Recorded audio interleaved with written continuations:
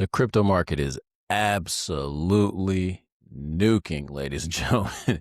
And I just decided to go live because I'm sitting here. I actually have a meeting in a few minutes, but I just wanted to go live and just talk about this real quick. I mean, I really don't have much to say outside of like what the hell is going on. I think everybody's feeling that way.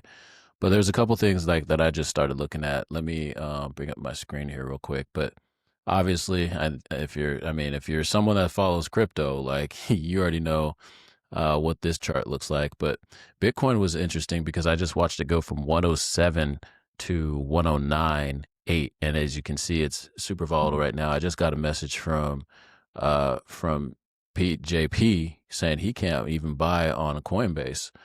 Um, but yeah, this is crazy. So let me take a look at Bitcoin real quick, and 109.828. Man, so let's look at the 1 day though. This is gonna be nasty.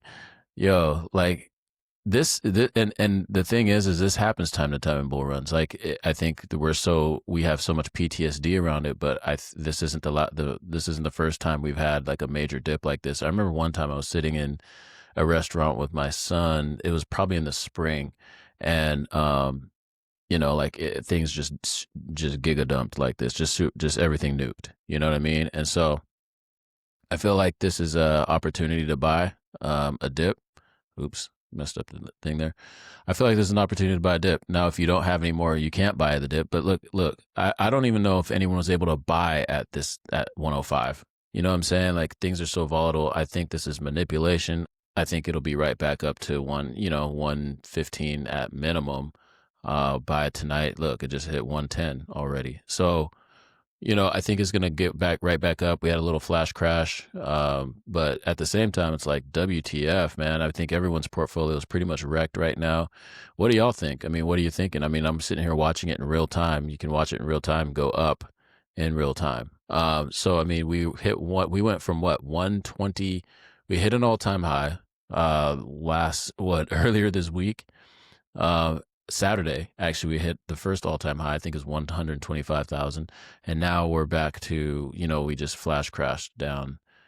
So like in it, obviously it corrected from the all-time high at 121, but like just man, this is crazy, bro. Like the volatility and as you can see, it's just heading back up now. So people got scared. The fear and greed. Let's take a look at the fear and greed um on CNN right here. We're at 29. This is a buy time. So if you want, like, look at this. Just a year ago was at greed at this time. Excuse me. 1 week ago we're at neutral. 1 month ago we're at neutral, and so now we're in fear right now. And I believe like that's the time when you want to be buying some stuff. So anyway, that's pretty interesting. But going back to, Bitcoin, it's still continuing to run. I just wanted to go live just so you could see this in real time. Like, and the other crazy part is, so like I talk about Tau a lot on here. Like I woke up and Tau was running, bro. Like, so usually what I used to see was Tau and Near going, back and forth in terms of market cap. So Near actually is up here. So what, 2.8? And Tau is at, I'm sorry, yeah, just around the same. So they're actually one in the somewhere around each other right here. 2.8. What's Tau at? Why does it say that? Interesting. So anyway, like just taking a look at Tau, it went from like it was running this morning. So this morning it was running, boom, and I woke up and I was like, oh shit. Tau's taken off, and then Near and Tau were at around the same market cap, and Tau had been ahead of Near about $500 million, and then it was behind about $500 million, and so now, like, I woke up and it was like at $400, and then all of a sudden I'm like, damn, and then I was like, well, man, this might be buy time for Tau. It hit under two. It was at 224. So this flash crash, I don't know what happened. It'll be interesting to see what happened. But sometimes these things happen in crypto. It's a crazy day. We had Bitcoin all-time high last Saturday, and not even a week later, we have a flash crash and everything just nukes. So I think if you can get Tau under 250, you're winning like big time. So Yeah, hopefully, if you got a chance to take advantage of that dip, you did. But as I was told, like they couldn't buy. Like, and that's just what happens on some flash crashes. Like, you really can't buy. So let me take a look and see if there's something on. Oh, let's go to Cointelegraph. We'll go to Cointelegraph and see what they're talking about on there. See if there's anything on the crypto crash on here. But yeah, it's just this is part of being in crypto, man. The OGs, some people who've been around here, like you're sitting there going, I mean, not the last time we've seen this, but and definitely not the first time. Sorry. Announces 100% tariffs. Yeah. So here's the article right here. So your man, the orange face man, announced 100% tariffs on China, and Bitcoin plummets below 110,000. I think this is a manipulation play. I think he has people who bought certain things or are buying certain things right now at a lower price. It could be potentially a financial institution. I don't know who, but it's not us. It's not me and you who's listening to this channel that are able to take advantage of this, because it's his people and he gets paid first, and he's gonna just do what he's gonna do. I don't think he's all the way. It's not all him. I'm just saying, like, because this has happened before him. This happened in other situations as well. But it's always manipulation. It's always something. And then you go to try to buy the dip, and you can't because there's sandwich attacks happening and bots and all the other things happening. So let's take a look though. Plunge below 110,000 after he tweeted about China on True Social. Presiding from social media account, really, really presidential there. The U.S. president said the tariffs were in response to China attempting to place export restrictions on rare earth minerals, which are crucial for creating computer chips. So the interesting thing here too is gold and silver have just been running as of recent. And gold, I believe, hit an all-time high recently, and silver, after like 45 years, has hit an all-time high as well. So I mean, like that's that. So there's all this going on. So it's all about just, I don't know, man.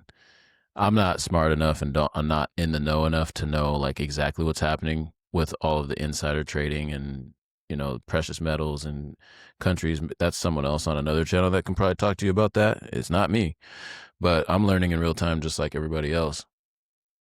But yeah, this is the tweet. It's just been learned that China has taken an extraordinarily aggressive position on a trade in sending extremely hostile letter to the world stating that they were going to, effective November 1st, 2025, impose large-scale export controls on virtually every product they make, and some not even made by them. This affects all countries without exception. It was obviously a plan devised by them years ago. It is absolutely unheard of in international trade, moral disgrace in dealing with other nations. So, based on the fact that China has taken this unprecedented position and speaking only for the USA and not other nations who are similarly threatened, starting November 1st, 2025, or sooner, depending on any further actions or changes taken by China, the United States of America will impose a tariff of 100% on China. That's crazy, bro. That's wild. Over and above any tariff that they are currently paying. Also on November 1st, we will impose export controls on any and all critical software. I mean, basically, this is a global trade war. I mean, we've been in one for a long time anyway, for most of the year. It is impossible to believe that China would have taken such an action, but they have, and the rest is history. Thank you for your attention to this matter. Bro is crazy, man. The ongoing trade war sent shockwaves through crypto markets, wiping out hundreds of billion dollars in values, a pattern that unfolded in April after Trump announced a sweeping tariff policy. Again, we've been through this in April. I think that this is just is it a blip? Is it a time to buy the dip? I personally think it is a time to buy the dip.